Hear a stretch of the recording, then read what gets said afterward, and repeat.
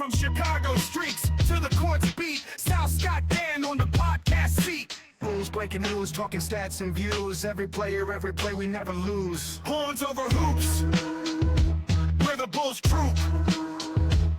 From game analysis to fan scoop. Gentlemen, how about them Bulls? How about them Bulls? Them Bulls. How They're about looking them good. Bulls? They're looking real good. They're looking fantastic. This is going to be my favorite episode out of the entire 68 episode that we've done, because this will be the most positive episode you'll ever hear. No negativity. Let's jump right back into it there. What's good, Bulls fans and Horniak Nation worldwide?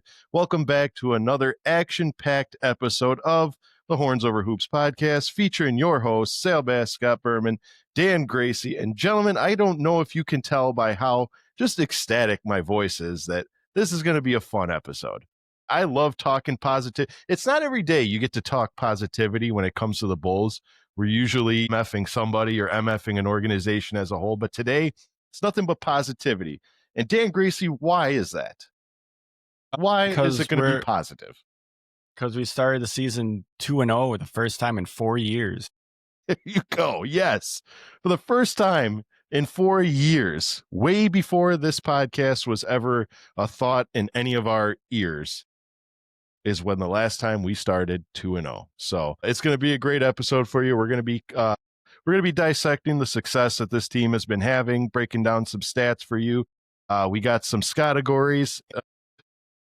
So, gentlemen, I'd like to start this episode like we start every episode, and that's with a little Tuesday trivia. This Tuesday trivia is not related to the Bulls. I just thought that this was a really cool stat because I have them on my fantasy team. So I had them on my fantasy team, but I had them on the bench, so I didn't get any points for this. And that is, did you guys happen to see VJ Edgecombe's rookie debut? I didn't watch it, but I saw his stat line. His stat line? Yeah, it was pretty obnoxious. Yeah, he dropped 34 points, I think 5 rebounds, 6. He did it all. So my Tuesday trivia to you gentlemen is he was not the most points ever scored in a rookie debut. He was close to second, but who, gentlemen, do you think holds the record for most points in a rookie debut game? They said it if you were watching the Philadelphia game. I don't anticipate. It was Wilt Chamberlain. It was Wilt Chamberlain. What year and how many points? I think he had 100. 50. It was like he's. I'm pretty sure it wasn't. It was either 50s 50 or just 49 or something like that. You're very close. Very close. Very close. 48. No, a little bit less. Less than 45. Less than 45. So I'm going to say 43. Ding, ding, ding. Dan Gracie. So Wilt Chamberlain back on in 1959 scored 43 points, eclipsing Frank Selvey, who originally held the record of 35 points in 1954. VJ Edgecombe scored 34 points a few nights ago.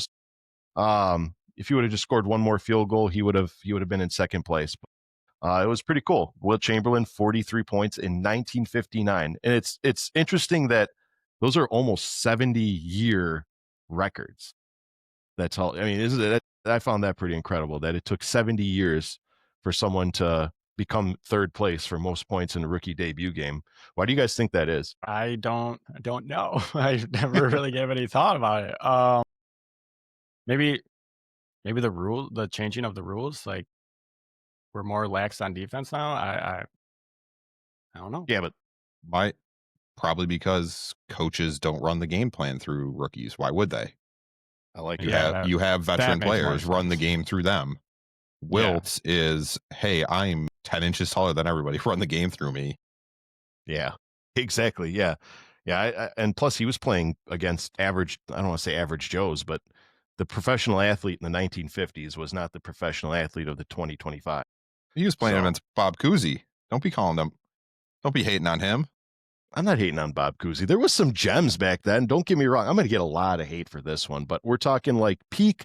I'm going to live and die by this, but the peak basketball athlete was, I don't want to say athlete as in the better athletes came and the better era came in the 80s and 90s, where defense, hard defense, and you earning your shots the good old fashioned way was I still think is king than just running up the court and chucking threes. Okay. I love the NBA. I really do. And you know what's cool is we're starting to see that coming back to the league, is that the mid-range game, the driving, the defense, the big man is coming back. So, I mean, look at the Houston Rockets. Did you see the size of their lineup the other day? Mm-hmm. It was huge. I think like the shortest everybody was person about on 6'7". Yeah, it's like the shortest person like 6'5" or something. But then after that, everyone's 6'7". Yeah. So like they had Amen Thompson running at, point guard, who's 6'7". KD is 6'11".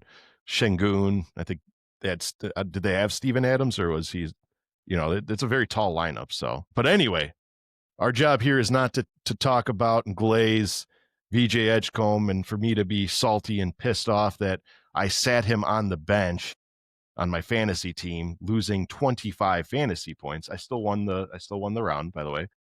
Okay. But it is to talk about the Incredibles. You see what I did there?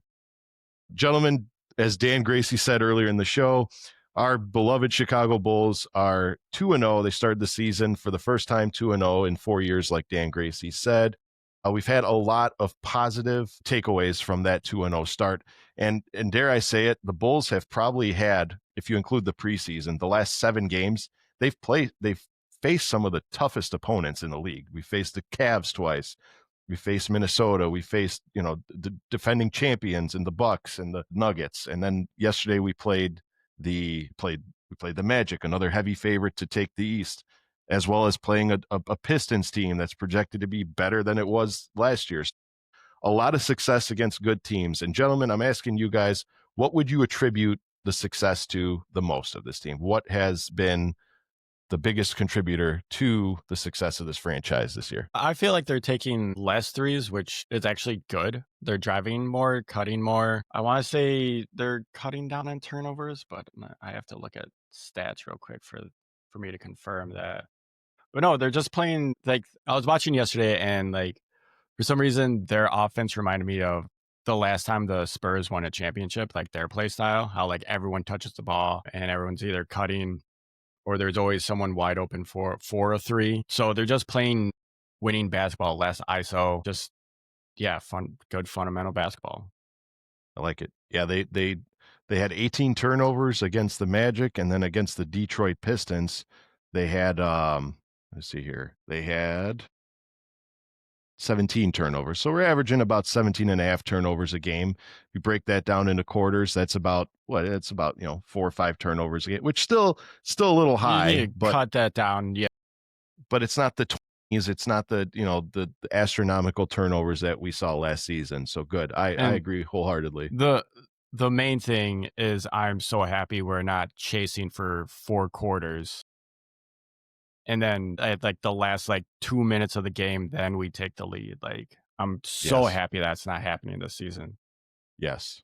Yeah. So it was very frustrating last year watching a game where they come out of the gates flat-footed.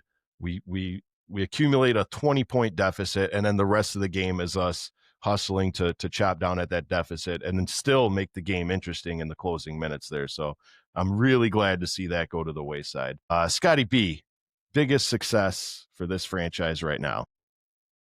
Answer's defense. We're the number 1 rated defensive team in the league right now. So there's your answer.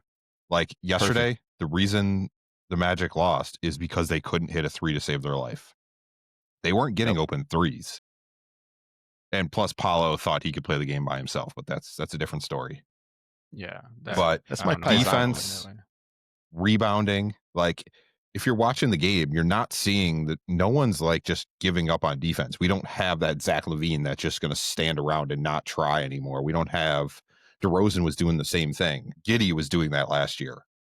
Everybody is stepping up. Okoro, great defensive player. He shut down Cade for most of the game. He had 10 points going into the 4th quarter, which for a guy that was an MVP candidate, that's insane. Patrick Williams looks really good this year. Amazing. The bench is stepping up. Yesterday, the bench actually had more points than the starters.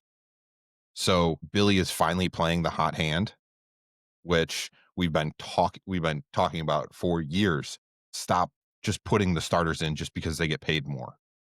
Mm-hmm. So maybe Billy's finally allowed to play his actual offense or whatever schemes he wants. Defense, they're not shooting threes like they used to. We're actually 32% less threes than last year through 2 games. Yeah, that's huge. But The first three, they only attempted 33s against the Detroit game, and I think last game, what did they attempt? Like, I don't know. I want to say 27. they attempted 27. Yeah, so I mean, we're talking.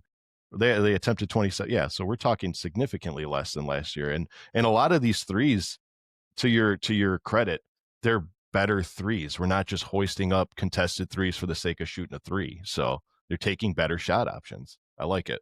What else? Yeah, and you also have a lot of guys, like someone has a bad game. Like yesterday, Boozy. Uzella's terrible game. But you know who stepped It'll up? happen. Jalen Smith stepped up. Yeah. Patrick Williams stepped up. Yes. Like you have everybody is able to come in and replace someone. Like it's you don't really we haven't really seen a drop in production when the bench comes in. Usually you say, "Oh, your star's off the floor, your scoring is going to go down." Ayo Dosunmu is coming off the bench. He's scoring 15 points a game. You have Kevin Huerter coming off the bench who's scoring 15 points a game. Patrick Williams, I think he's scoring like, I'm not exactly 12. sure how much he's scoring. Yeah, 12. 12. You had 12. Exactly. That's what we want from Patrick Williams. Mm-hmm. Like at the beginning of the year, I was like, Yeah. get like 9-10 points. Mm-hmm. But he had 2 dunks yesterday. Dan doesn't want to be fooled by it, but he had 2 dunks. Yeah, I refuse. one of them was a poster. One of them was a poster. Yeah, I mean, I'll say Pat's been surprising, but like we'll see by February if he can, keep this kind of play up. Yeah. Yeah, but and then Tre Jones is actually we're seeing full-time Tre Jones, who he will eventually go to this. He'll probably come off the bench at some point, but he could be a starter on a lot of teams in this league. Like he's so underrated. He just didn't have the opportunity when he was on the Spurs. So I agree. He's a good averaging team. 12. We have a 12 and a half surprisingly points already. Yeah, we have depth this year. It's like it's something that we haven't had, and we also have our top scorers hurt, and then our backup centers hurt. So we're losing some big minutes from some big players.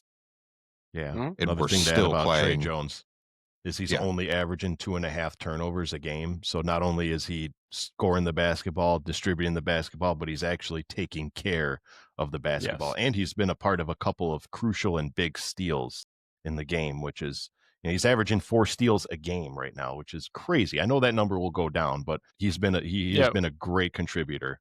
So yesterday was his career high for steals, right? At 5. Yeah. So that's what I thought. Fucking wild. I mean, one big thing that I didn't mention, like we talked about, we're driving a lot more. We're going to the free compared to last year. We're up 54% getting to the strike because we never drove. What we did was drive somewhat and then take a mid-range jumper. And then complain. Yeah. Yes. It's we stopped driving last year, and you heard it all last year with how much Stacy kept yelling at everybody, just like get to the basket, like that. Drive the ball. Ugly. Get to the line. That ugly ass turnaround, like spin move by Giddey. He somehow gets it every time. Like Kevin Huerter, it's the slowest, ugliest spin move, and he gets it every time. Kevin Huerter is driving like crazy. Ayo's driving amazingly. Like everybody's driving more and actually getting to the free throw line. So, yeah, it's wall to wall been just nothing but positivity. I'm looking at the stats here on StatMuse and a lot of good numbers. Scott, like you said, the free throws have gone up. The Bulls are shooting close to 79% from the field, and they're getting there. It does rank them 12th in the league as far as getting to the stripe and field goal percentage. But you know what? That's a positivity. That's an improvement from last year. A big thing that last year we didn't do is We weren't getting to the stripe. And when we got to the stripe, we were missing some clutch and crucial free throws. For me, I'm going to say our biggest contributor to the success this year, I'm going to just give it all to the bench. This bench has been incredible. I know that there's other contributors, but for me, what stands out the most is we finally have a bench with depth, like Scott was saying, because at any point you can replace a starter and make equal impact as the starter. So, and especially with missing Jalen Smith, missing your top scorer in Kobe White. I'm sorry, not Zach Collins, missing Kobe White. You know, Jalen Smith stepped in the first game. I don't want to say he struggled a little bit, but he didn't have a typical stickly game. So, but he rectified that in the second game, and he hit those outside shots. He crashed those boards. He grabbed a few great rebounds. He had a phenomenal game. And I also like that the lineup is starting to become more definitive. You're not seeing these experimental lineups and experimental players come in. You know more or less who's coming off the bench now. I like that, you know, and I hate to throw shade at the guy. If they see a player like Dalen Terry struggling, his minutes gets reduced and they throw in another player to replace him. Scott, I know you're not too high on Dalen Terry, and this year he's struggled a little bit, but it's good to see that Billy Donovan is quick to be like, you know what? Until we can rectify this in practice, you're gonna take some less minutes. So another big contributor to the success of this team that you guys probably didn't notice, and a lot of people didn't notice either, was they're not getting beat off the switch anymore. How many times last year did we get beat off the switch? You'll see it all the time. They pass the ball to center starts a screen. Now you got Vooch against the quickest and fastest and most lethal guard in the league, and he just gets lit up. That's not happening anymore. So I'm loving it. Gentlemen, is there any player in particular, I want like one player that you had to pick that's contributed the most, who's put forth the most effort? Like, who's been your rock so far? I'm gonna have to toss it up between two players, Tre Jones and Vooch. Like with Vooch being our real only vet now. He's like the leader of the team. Like, I know Kobe is like the probably more vocal and everything. You're gonna see Kobe being more vocal when he comes back, but Vooch, he's the guy that's been in the league the longest, so he knows a thing or two, I guess. I don't know where I was going with that, but yeah. And Tre Jones has been just like a solid rock for our team. Like you said earlier, he only had he's averaging like 2 turnovers. Tre Jones is averaging 2.5 turnovers. Yeah. So like he's taking care of the ball. He's playing up tempo. He's playing Bulls basketball the way that Billy wants the game to be played. Mm-hmm. So I would pick those two. Good picks. Scotty B. Ayo Dosunmu. Okay. He's coming off the bench with something to prove this year. I think part of it too is, as of right now, there's no contract for him on this team. Like, someone's gonna lose or like not be back, and it's leaning towards him if they don't trade Kobe White, or like if we're resigning Kobe, he's gone. So I think because of his injury last year and he saw what the team was doing, he came back like ready, and he's looked incredible. Like, he hit 3 big threes in the fourth quarter last night. Yeah. He is, again, one of our top defenders. He's not afraid to drive to the basket. He's cutting a lot. He just looks like what we saw his rookie year, with like the potential of he might be one of the best players in that draft class. So Ayo, obviously Tre Jones, I didn't know what to expect from him because, again, we only saw him for 4 or 5 games and he wasn't getting the minutes. So probably those two. Vooch looks like he's having fun, which Yep. Was a good problem thing last year. Yeah. He did not look like he was having fun last year, but now he looks like he's enjoying himself. So, well, I think we're gonna see a good year from Vooch because, I mean, contract year.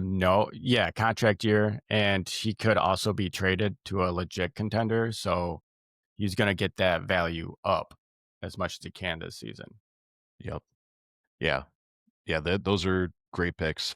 I agree with you guys wholeheartedly. Tre Jones, I told you guys before we started recording, he would be my number one. But since Dan said Tre Jones, I'm going to go to my other one. But Tre Jones, You can still say it.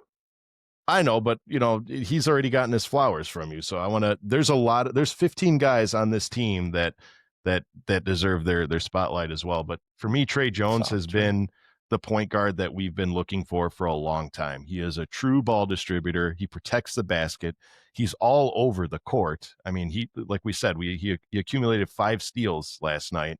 I mean, he is everything that I look forward to in a point guard. And again, he's averaging 12.5 points a game, which even if those are his numbers going forward, you don't need to score 20 plus points a game as a point guard. I miss a lot of success back in the days. The point guard was just the main ball distributor and protected the ball and set up the offense. And that's exactly what Tre Jones is doing. He's averaging 12.5 points. He's distributing 8 rebounds and he's averaging 4 steals. Again, I anticipate that steals number to go down as the season progresses. But the fact of the matter is, in the absence of our star, Kobe White, you can now look on Tre Jones to be like, don't worry, man, I got you. When you get back, we'll be that much better. But for the time being, I'll stop the bleeding while I'm on the court. Definitely, Tre Jones is getting flowers from me. Another guy that we all bagged on him as soon as he got here, but he's been proven to be one of the best X factors and one of those ace in the holes that we have right now, and that's Kevin Huerter. Kevin Huerter right now is having a phenomenal year. Kevin Huerter last year, when he got to the team, he struggled a little bit, which us as Bulls fans, we tend not to have a lot of patience for new acquisitions. We also got to remember these players are coming from other systems, other coasts, other time zones, other whatever. They're coming to your team. Very few role players like Kevin Huerter are going to just step onto the court and be naturally, molded into your system. You know what I mean? That takes time. And as the season progressed, you started seeing a little bit more. But this year, you're starting to see the full emergence of a Kevin Huerter. He's averaging 13 points. He's pulling down 6 rebounds a game. He's dishing out 3 assists. He's driving the cup. He's doing that little bank off the glass. He's looking really, really good. Yeah, maybe because it's a contract year for him alongside with Vooch, but accordingly, he's putting up a stats and he's definitely making a petition why he should be on this roster long term. I would say at the moment, Kevin Huerter should be one of our top targets going forward because he checks all the boxes. Great shooter, size. I'm really, really excited to see Kevin Huerter on this team going forward. But like Scott said, we have a lot of big decisions to make in this offseason because there's a lot of contracts that need to be negotiated. And of course, not much money to do so. I would like to point out, though, that like Scott said, Vucevic is averaging 21.5 points, grabbing down 11 boards. He's having fun. You finally see Vooch not tearing up towels on the bench anymore and actually having fun basketball. Yeah, he hasn't. I don't think he's cursed once in. Oh my God, where is he from again? Is he from Montenegro? Yeah, Montenegro. Yeah, it's fun watching Vucevic. I know in the preseason we saw Vooch struggle in the preseason, and we're like, oh boy, this is going to be a bad year if Vooch can't get it together and Zach Collins is hurt. From minute one, Vooch stepped up and became, like you guys said, the unsung veteran leader of this team. And I'm loving every second of it to the point where, I mean, I know I'm going to catch a lot of hate for this because Bulls fans, for whatever reason, we just love to hate on the man, but I would love to see Vooch sign a deal and stay here. You know what I mean? Why not? So I think those 3 collectively have contributed to a majority of the Bulls' success. So very good, very good. Not that there's been much negative, but I kind of just want to ask you guys if there's one player that you feel should be playing a little bit differently, I should say, or I don't want to say struggle because the team as a whole has not been struggling, but what player on this team do you think needs to make the biggest adjustment in order to ensure a successful season? Yeah, I don't know. Because before we started talking on camera and everything, I was telling you guys about Okoro, and it might just be me being a Lonzo fan, and I know that Okoro isn't like a deadly offensive threat or anything like that, but if he just works on his offensive game a little bit more, I think that would help. Because, I don't think he has made a shot this season. I mean, we're 0 only 2 points. games in. Yeah. I mean, again, we're only 2 games in and everything, but like, man, I just miss Lonzo. Yeah, I love seeing, we've been hard on Okoro. His nickname, I've seen the nickname Isaac No Scoro, like, man, but the man's doing it outside of the offensive he's doing end, doing his role. Like there's very little to really complain about so far. Yeah, I agree. I just miss Lonzo. That's it at the end of the day. Yeah, but in the end of the day, I'd rather have a guy that plays 50 to 60 games a year than a guy that sits 50 to 60 games a year. Granted, when Lonzo, that's you're right.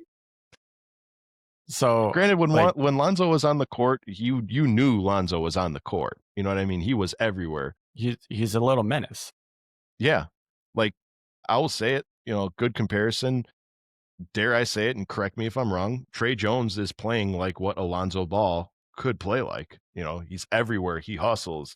Yeah, he's not the greatest shooter, but he gets his points in still. He's a great ball distributor. He takes care of the ball. So Tre Jones has stepped up and become the new Lonzo. Maybe that's an unfair comparison, but that's just what I've been seeing. Scotty B, player that needs to develop a little more. I'll just say that. First, I'm going to attack Dan because Lonzo Ball is 1 for 11 this year. Damn. Okay. Oh my God. Okay. Well, never mind. Okoro, you're doing great. Keep it up. No, Okoro, we got him for defense because that was our biggest issue. We knew he wasn't a scorer, so he'll get it together. But my answer is we're probably both not gonna see this. Modest. He's trying too hard. He's trying to be that superstar. He's trying too hard. And we saw it last night where he got too frustrated. He got into foul trouble pretty early, and he kept trying to force everything. He needs to settle down and understand that he doesn't need to be the star. Let the rest of the team, game 1, he just everything looked fluid. Everybody was moving the ball around. It just it looked like a completely different game. I think he's just trying to put too much pressure on himself, trying to take that next step this year, and he just needs to let the game come to him. Yeah, I agree. I agree. And that's not an unfair dissection of it. I think everyone put a lot of weight on that young man's shoulder going into this season. Like he's going to take his big jump in. And again, we're 2, and at the time of hearing this, we'll be 3 games into the season. This man is only going to get better. We saw it in the first game. We saw it all of last season. Yeah, he had a bad game against the Magic. He got in foul trouble early, which, in my opinion, some of those fouls were a little ticky-tack. And I mean that on both ends. The refs were calling a pretty tight game on both ends. Like, we got away with some fouls and they got away with some fouls, but he fouled out for the second time in his career. And what did he have? I don't even think he registered. What do you have? I don't think he had 3 points. He had 3 points. He had 3 points. Yeah. 3 points. So, but again, those games are going to happen. You're a young player in this league. You're going to have bad games. And if that's the worst of Matas's games, you know what? At least he's got other players to kind of bail him out on that, and that's a beautiful thing. So yeah, that's a very good player to say that needs to develop a little more. I'm looking at this roster. I don't really see too many players that need to be. I mean, me personally, I hate to rag on the guy because he's just a fun player as a whole, but to me, Dalen Terry needs to develop a little more. Okay, he's been on the team already multiple years. You know what I mean? He's playing kind of like a rookie. He looks like a giraffe on roller skates out there. And this is not me hating on Dalen Terry. This is me just saying, by this time in your career, you should already be an established player and you should know your role. You should have it dialed in. Every time he's out there, he looks kind of frantic. You know what I mean? Like, he looks like, I got to hurry up and do something. He's been playing the same way since he got into the league. I call it the Patrick Williams effect. It's a good effect. Where you just stay consistent throughout your entire career. Correct. Yeah. And you know what? Who knows? Dalen Terry might turn it on. He might evolve into just a better, player. But, to me, I think that at this point of his career, now again, he's still fairly young. I don't want to harp on him too much. I'm not hating on him. I'm just saying he needs to just tighten it up just to have a successful season for everyone. I know a lot of people are saying Isaac Okoro, but you guys are forgetting that, not you guys, but people are forgetting that. Remember in the 2010, 2011 season when the Chicago Bulls were having a majority of their success, and it was, but we had Keith Bogans. Keith Bogans, when he hit, 6 points in a game, it was we were partying. We were like, man, like we're actually going to win this game because Keith Bogans is on the board. Keith Bogans was brought in for defense and defensive only, and he did a damn good job of doing that. And that's exactly what Isaac Okoro is to the modern day Bulls. Is he's that Keith Bogans. He may not get you a lot of points, but he'll lock down a good he'll lock down a good offensive player, and he'll make them earn the points the hard way. Like you saw it in game 1 against the Detroit Pistons. Did a phenomenal job against Cade Cunningham. Of course, then MVP players do MVP things, and Cade Cunningham turned it on in the fourth quarter and made that game a little bit more interesting. But I think that if I could trade offense for defense, I would do that any day. Let the other players score. You just focus on preventing them from score. Like I said, I'm an old school guy. I like defense. Well, the Keith Bogans comparison is fucking spot on. It's like spot on. Like, yes, they're pretty much the same player. Yeah. And you know what? Again, Isaac Okoro himself is a young player. So, he'll only develop, who knows what's going to happen. We're a young team. So there's going to be, like, this season, you're going to see a lot of growing pains. I agree. So those were the last who was the guy on the Grizzlies that was like that, where he was just such a menace on defense? Tony Allen. Allen, that's who I was thinking. Okay. Tony Allen was one of the best defenders I've seen, outside of Ronner. He was just a nuisance of a player. And but had he played zero offensive game. Yes. But he played relatively fair. You never heard Tony. I mean, I guess I don't have much hindsight, but you never heard him getting in any trouble. You never heard like Draymond Green style fights with players. Like, he was just a roughneck in your pocket player. He was a great player. And that's why his jersey is hanging up in the Memphis Grizzlies stadium. So did they retired it? They did this year or last year. So good for them. Good for Tony Allen. Yeah, exactly. But gentlemen, I want to quickly, I know we've played 2 games at the time of this recording. Again, we're set to take on the Hawks tomorrow. We have not seen it yet, so we can't talk on it. But I want to quickly break down the 2 games individually, because we saw 2 different games played, of course. The first game against the Detroit Pistons, we accumulated a huge lead. 23 points, I think, was the top lead that we accumulated. And then they eventually cut it down and made it more interesting. So my question to you guys is, everyone is anticipating for the Detroit Pistons to be the next big thing in the league, and Cade Cunningham to have an absolutely stellar season and all that. So would you say that the Bulls won that game because they were a better team, or would you say that the Bulls won that game because Detroit was having an off game? The Bulls are back, baby. Okay. No, I do think that we played. I think it was both. I think we played a better game, and Detroit had an off night. If that makes sense. Like, I know it sounds stupid. Like, we played better because they had an off night, but I mean, shit. But I do feel like the Bulls are somewhat back, or are coming back, because 2-0, baby. 2-0, baby. 2-0. We're a young team. We're playing good basketball again. And like we all have like Detroit as not so much a sleeper, but like Sal said, they are an up and coming team. You can put them up there with like how the Pacers were last year, or even how the Magic were last year. And yeah, now it seems like it's the Bulls' turn to emerge.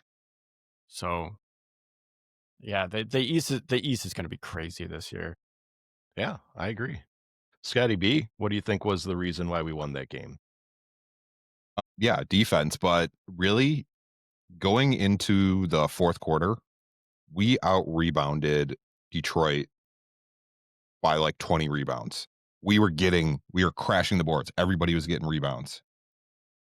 In the fourth quarter, obviously, that was a shit show for the Bulls, and they easily should have lost that game. I'm glad they didn't. But really, it's everybody stepped up and played. Like, there was some sour points, like Jalen Smith looked like he had no idea what he was doing out there. It was bad, but everybody stepped up around him. And I don't know if the Bulls were better. That night they were better. Overall, no, I don't think we're better than Detroit. Yeah. But again, no, it's the first game. No one knows what's going to happen. That's not what every team is. Detroit's also missing one of their best players in Jaden Ivey. Yeah. But that Hollins kid is so good. That Ron guy Hollins was destroying the Bulls. Like, what a great pickup for them. Coming off the bench, he looks so good. But I think Detroit is a better team than the Bulls. But that night, the Bulls were a better team. That's a very good and responsible answer. Yeah. Fourth quarter proved what that I was Detroit trying is to better. explain. Yeah. The fourth quarter proved Detroit was better because they were able to come back very easily from a 23-point deficit. And they were leading at one point. Yeah. Well, so like you guys said, if you break down all four quarters as a whole, the Bulls really only outscored the Detroit Pistons in the first quarter. You know, we put up a 35 to 19 point lead. The second quarter, they kind of edged us out. You know, they had 30 to our 29. We split the points at 30 apiece in the third, and then Detroit even outscored us in the fourth quarter, 32 to 21. So it was really that first quarter that gave the Bulls the necessary spark to set the tone for the game, which is why we said at the beginning of the show, it's very important that when you come out of the gates, you come out swinging. Okay, you set the tone for the game going forward. Nobody had the Bulls beating Detroit.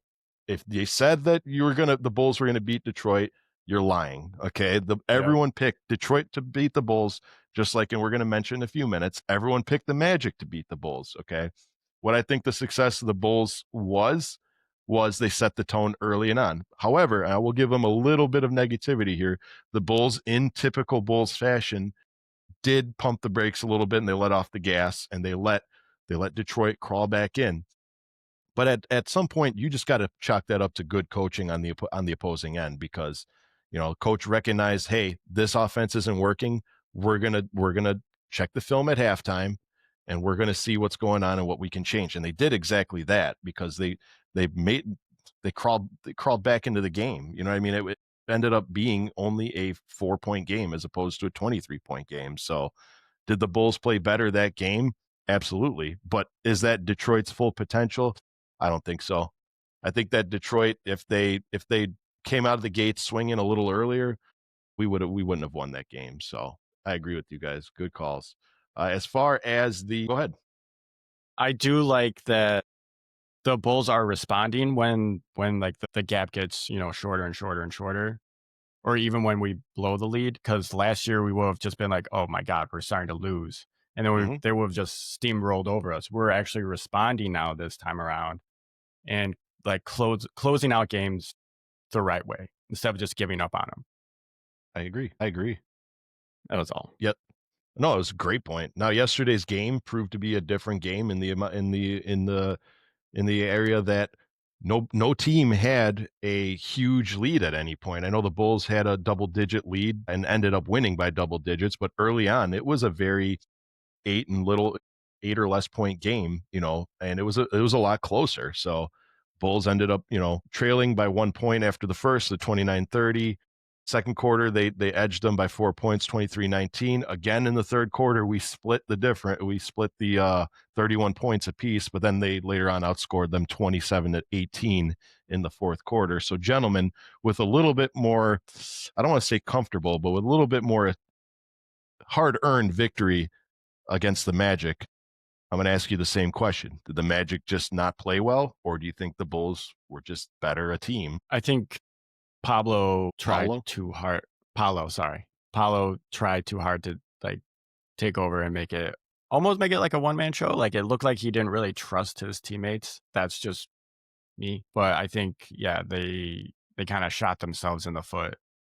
Yeah, well, anytime you're your top three. I'll give them top three: Wagner, Paolo, and Wendell. Wendell went 1 for 7. Paolo went 7 for 21. Franz Wagner 7 for 15. Anytime your big guys are struggling like that, it's gonna be a long night, and those games will happen. Good point, Scotty B. The reason the Bulls are winning is because neither team can hit threes against us. Like, as bad as it sounds, I don't know if it's good defense. Like, I know our defense is a lot better, but through 2 games, opponents are scoring 21% from the 3-point line against us. Mm-hmm. The Magic went 3 for 24 yesterday.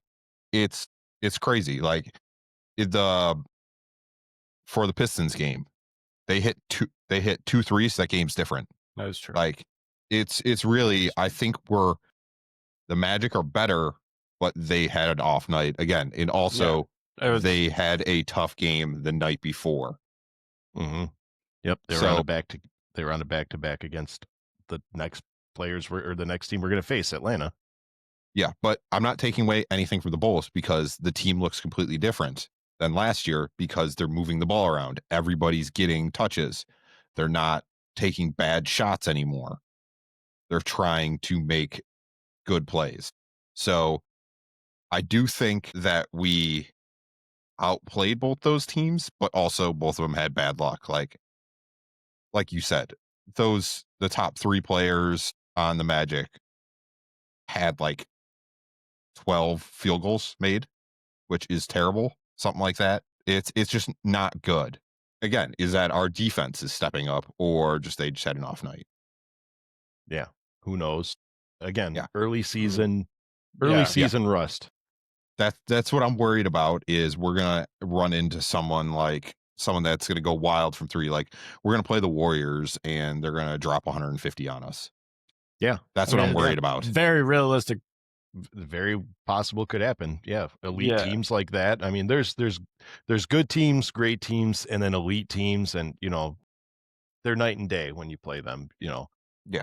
Gentlemen, before we move on to Scottagories, I'd like to, since at the time of this recording, it'll be one day before the episode comes out. And in that one day, we play another opponent, and that is the Atlanta Hawks. And I think it'd be really cool if we predict the Atlanta Hawks game so that on Tuesday, when this episode comes out, we'll see if we're right or not. So, gentlemen, our next game is against Tre Young and the Atlanta Hawks. The Atlanta Hawks is another one of those teams that everyone is picking to do very, very well, and I'm not sold on them. I told you guys I'm not sold on the Hawks just yet. They're sporting a 1-2 record, 1 loss coming from a blowout against the Toronto Raptors at a 138-118 fashion. The other one coming to the OKC Thunder. They lost by 17 points. Their only win coming from the Orlando Magic, oddly enough, only winning by 4 points. Gentlemen, predictions for the game, not so much final score, just victory or defeat. And yeah, Dan Gracie, who wins tomorrow? Bulls are about to be 3-0. Okay. Scotty B. I don't need to explain or anything. You don't have to.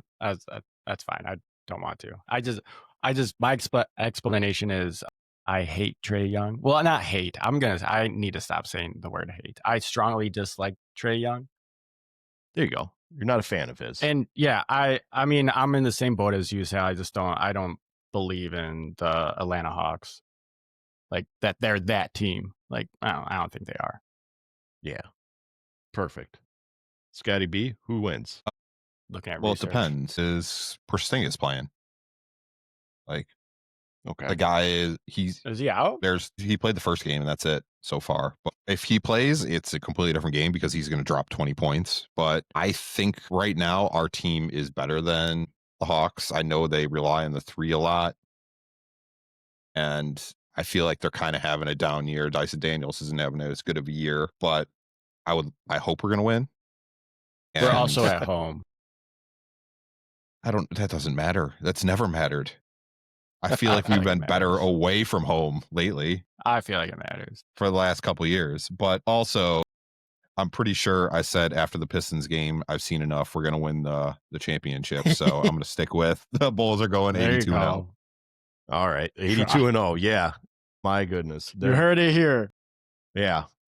Well, I'll say this. I'm looking through the games that the Atlanta Hawks have played. I'm looking at the game that they won against the Orlando Magic. And like Scott said, there's a lot of reliance on the three. And as we know, because we're Bulls fans from long ago, we all sat through the 23 season where it was like our job to just throw a three up, at willy-nilly.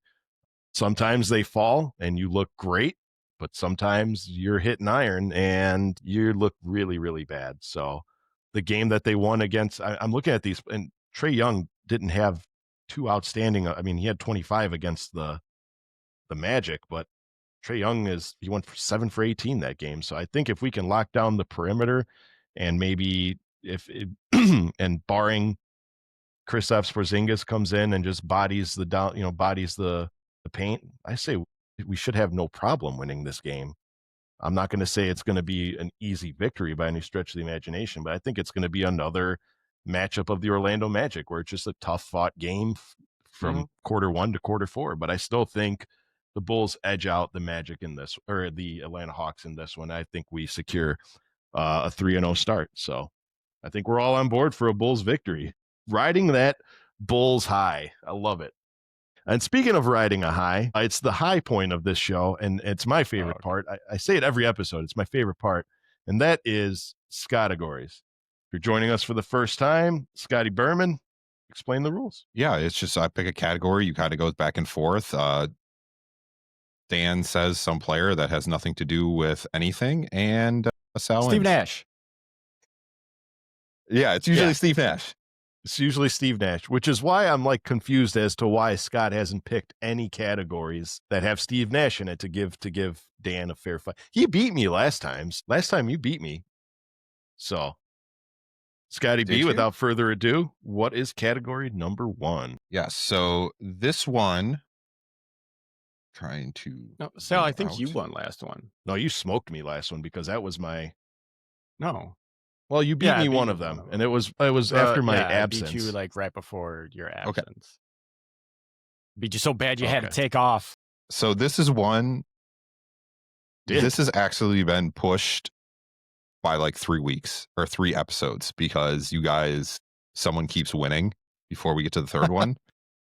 So a couple months ago, we did the Western Conference Finals. Can you name the teams that have been to the Western Conference Finals? This time we're doing the Eastern Conference Finals. Okay. Perfect. So can you guys name the teams that have appeared in the Eastern Conference Finals? Win or Milwaukee lose? Bucks. Milwaukee Bucks. That's really your first pick? I mean, it's right. Answer. They've done it 6 times. They've won once. I'm going to say the Chicago Bulls. Never. They've done it 6 times. Wrong. They have won it 9. They've been there 9 times. They won 6 and lost a push. 3. Okay. Detroit has been there 11 times. That is the second most. They're 5 and 6. I'm going to say Boston. Actually. The Boston Celtics have been there 23 times. That is the most. They are 11. They won 11 times, lost 12. Toronto. Good one. Toronto Raptors have been there twice. They're 1-1. And this is just the Eastern Conference Finals? It's teams that have appeared in the Eastern Conference Finals. Yeah. New York Knicks. The Knicks have been there 9 times. They are 4-5. Boy. Hey. Philly. Philly has been there 8 times.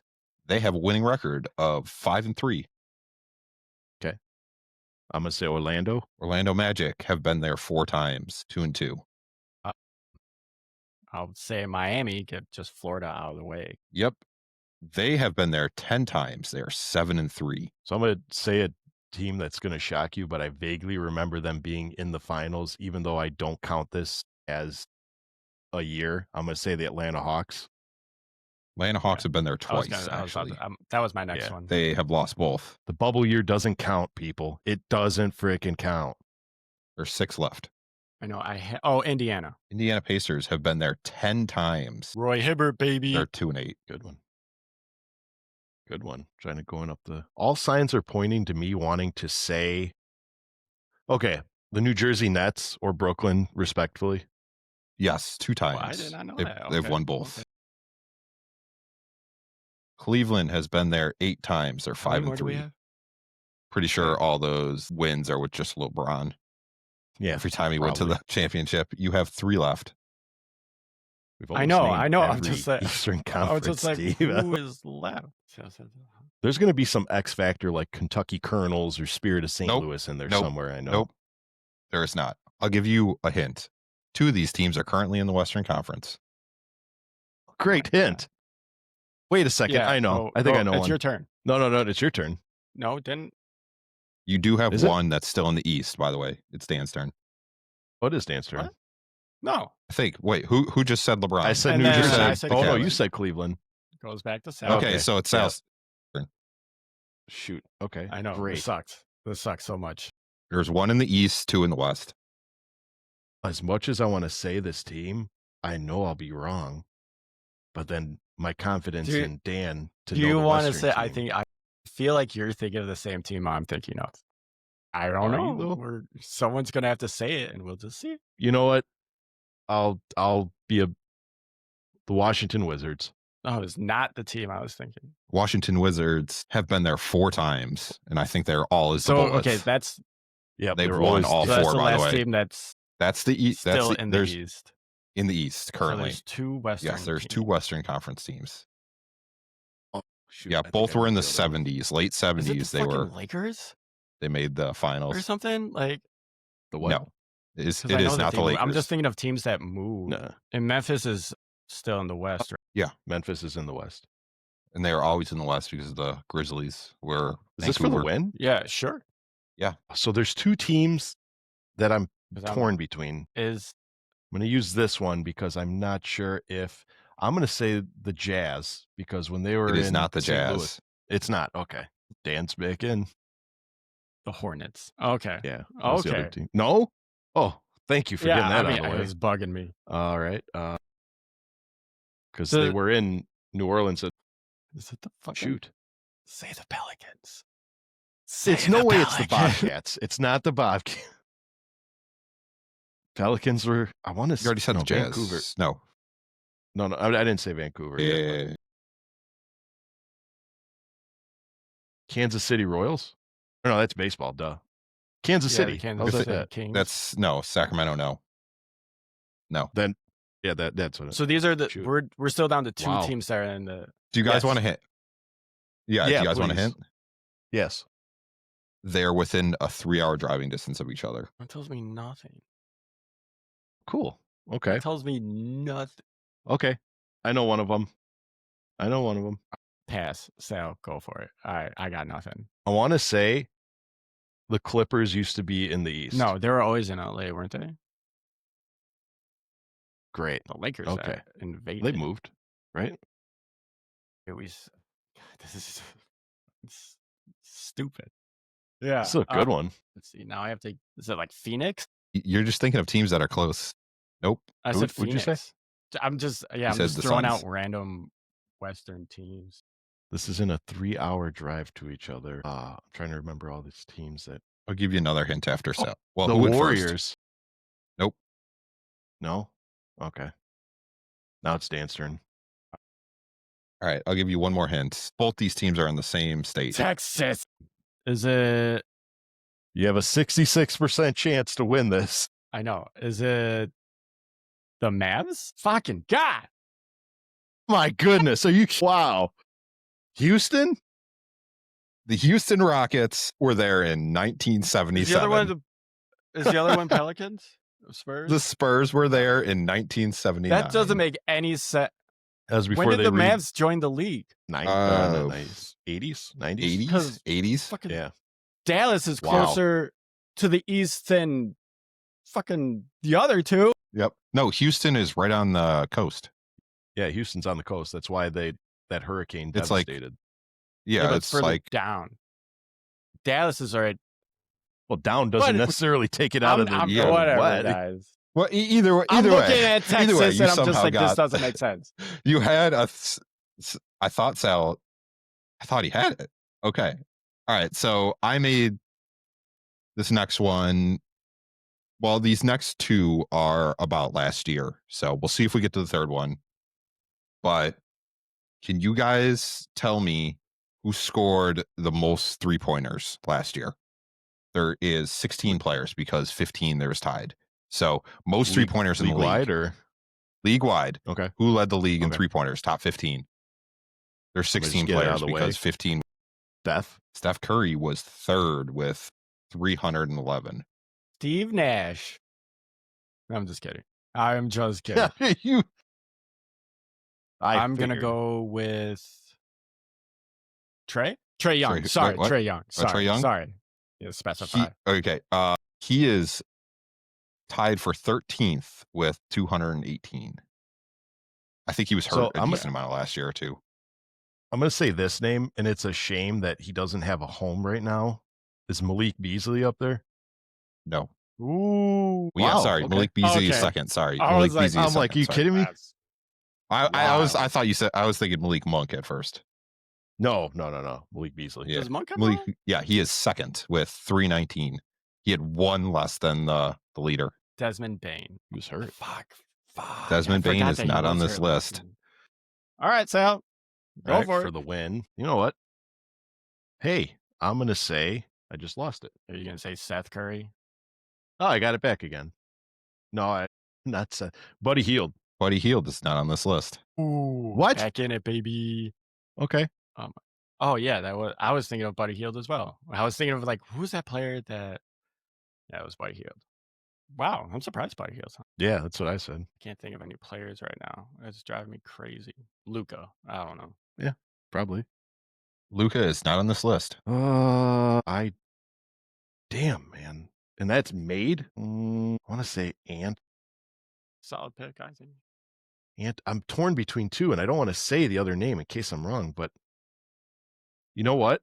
Donovan Mitchell. Donovan Mitchell is 12th on this list with 233. My other guess was Tyler Hero. Oh, I forgot about Tyler Hero. Wait, Yeah. did you win? Yeah, he did. I did win. Yeah. Ant was So Tyler Hero is Ant also was on this number one. list. Number one. Ant was number one. At 320. Mhm. Eric White was fourth with 265. Peyton Pritchard, Wow, good which for I him. thought you guys would get, was 255. Tyler Hero, 251. Jason Tatum, 250. Zach LaVine, 239. yeah. Good for him. James Harden and Jordan Poole were tied with 235. Jalen Green had 234. You had Donovan Mitchell at 233. Tyrese Halliburton, 218. He was tied with Trey Young. And then for 15th, you had Klay Thompson and Kobe White. With Kobe, 216. really? I was Yeah. going to say Clay, but I kept thinking he was hurt. So isn't it weird how like I just assume people are hurt? So Buddy Not a Buddy fun Hield was one. not 15, 19. So he cracked the top 20. That's All right. The fun one, since we didn't get to do the third one. be next week's show. No, I probably won't use it. Okay. Just throw it away. Yep, pretty much. UDove.com. Basically, people can vote how they like certain things, like if you see it positive or negatively. But I did the most popular beers of 2025 in the U.S. Beers? Ooh, Okay. beers in the U.S. So domestic brews. It's just beers. What people Okay. see positively or negatively. The top 10. We've shifted into a 21 and older show. I like this. All Miller? right. Kids Do I have to drink say like responsibly. what kind of Miller? Miller or adults? is- Okay. actually. No, Miller's on here. I think that's MGD, which I don't know why anybody likes that. That's fourth. That was my first beer. I'm gonna go with one Terrible. of my It's a favorites. terrible beer. Worse. It's not my favorite. I was afraid to say my favorite. Coors is actually not on this list. Why? Top 10. What? I was Y'all surprised about that gotta too. start What? drinking more Coors. Get drunk, America. Yeah, If Coors you're original. original. Able to The banquet, it's the better one. with the barrel bottle. Budweiser? Budweiser is probably. seventh. Really? Bush. No. Bush Light. What? No. Who Come on, doesn't Sal. drink Bush? Do Mad better. Dog. Is Red it Red Dog. Dog? My bad. Red Dog, no. Yeah. Red Dog. Mad Dog 20. The Mad four- Dog yeah. is the hard liquor. MD that tastes like 2020? candy. Yeah, that tastes like Yeah. candy. Bud Light. No, but there is no, Bud Light went down a bunch recently. Okay. Yingling. Yingling, Heineken? no. Heineken is on the list at 5th. Dude, I'm an Yeah, I idiot. was about to Corona. say Corona. Corona's number 1. Yeah. I can hate drink- got Coronas. less. I can drink 1 Corona and then I just start I feeling do not sick. like Coronas at all. Yeah. I don't It's too understand it. filling. You guys have Dos 6 Equis? left. Jeez. Dos Equis is not on the list. Really? That's a great brew. There Sam is one Adams. Mexican. Sam Adams is here. There's one more Mexican beer. Sam Adams is Where's 6th. Sam Adams? What I about know which one Michelob? it is. Is it Michelob? You can say it. But yeah, Michelob's not on the Tecate. list. No. Tecate is not on there? Okay. Sol? That's every single Mexican beer Victoria? No, you're missing a big one. I know. Modelo. Modelo is I number forgot 9. about Modelo. I like Modelo. Yeah, Modelo's not bad. It's not Heine. It's not Coors. Number 2 is an Irish beer. Guinness. Oh, really? I do Yeah, enjoy okay. good Guinness Yeah. as well. Rolling Rock. No one The drinks only Rolling. Sal drinks Rolling I don't even know you Rock. can get Beg it. to differ. Sal's the only one. I freaking love Rolling Rock, man. Love Rolling Rock. How many are left? Start your day off with a box of rocks. You have Who 3 wants left. to start their day off with a box of rocks? Why don't you go kick those rocks? Blue Moon. Yeah. Blue Moon is 3. Blue Moon's Yeah, it's pretty tasty. tasty. Wow. Are they craft beers or like just Pilsner, like regular ass Pilsners? None of them are craft. One is Like I'm like okay. international. Like 3 Floyds isn't gonna be on here or some shit. No, one's Beck's. international and then one's a big company. Stella Artois. Yeah. Stella Artois is Yeah. number 9 or number 10. Stella's good. They make the little something something, right? Who makes little something something? No, Stella just makes Who makes Stella. little something something? Stella makes Stella. It's good. You're thinking of what's that California Dogfish Head or whatever. beer? No, Not 2 heads, was it? it's Lagunitas. Lagunitas. Lagunitas. Your last one. All right. It comes in a gold can. Foster's. Gold I thought can. it was blue and then gold. Gold can. Like the whole can is gold? Well, you said MGD. Yeah, gold can. Well, I guess it's white and gold. What? Natties? Yeah, Natty White Ice. and gold. Everyone's getting that. No, It's the hot new thing. Natter days. Natter days are for the boys. Yes. All right. Is it domestic or imported? Is it- domestic. Wow. Okay. Did like Steven Seagal come out with a beer or something? Like what the fuck? White and gold. Broken Skull and Ranch. Has it Broken Skull? Well, y'all need to start drinking some more Stone Cold beer. The Trooper. I wish I had Trooper on tap. It was so good. It was so much better. Rogue. That's when I was in Scotland. No, it's champagne. 312. Miller High Life? The High Life? That is Miller High awful. Life is number 8. Oh, how dare Yeah. you? Miller High Life's a good beer. Oh, You're not so living the high gross, life. dude. Maybe the High Life just grosses you out. I don't Yeah, want to so. live the high life. I'll take I'll the take mid. my I'll take midlife. my rock Yeah, life. why don't you go kick those rocks? We're up here living the high life, okay? Just bush and rolling rock. That's all. Bushy rock. A rock with a.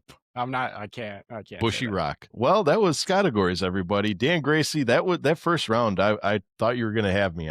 You had a 66% chance to win that category. One more Set the one more team. reason why I don't like Texas as a state. You went with Dallas because of Steve Nash. I know it. That's all. Yeah, That's the only that is reason why you went exactly with why. Dallas. Steve Nash Yup, played in it's Dallas. gotta be a So, but gentlemen, this very, very positive and uplifting episode of the Horns Over Hoops podcast is coming to a close. Gentlemen, final thoughts. What do you got? not much. Bulls are on a tear. I honestly do feel like it is our turn to be the up and coming team in the league. I don't know if the league, at least in the East. Oh my god. So yeah, I mean, I'll be watching as many games as I possibly can this season for sure. You know. Yeah, I know. It's weird because like as the night goes on, I could tell exactly when Dan falls asleep because we'll be texting back and forth, and then Dan just stops texting. Like, all right, Dan fell asleep. Lately, I'm like looking at my phone. I'm like, oh man, it's like the fourth quarter. Dan's still awake. Because they're not playing boring ISO basketball anymore. Like, God, as much. All right, I love Zach and I love DeMar, but goddamn, those two. Like, I am so sorry for Sacramento for watching this boring basketball of just ISO, and now you have Russ. I'm sorry. Like, I'm hoping for the best for you guys, but goddamn, that is such boring basketball. Whatever. Scotty B, what do you got for everybody? This is just kind of a whole league thing.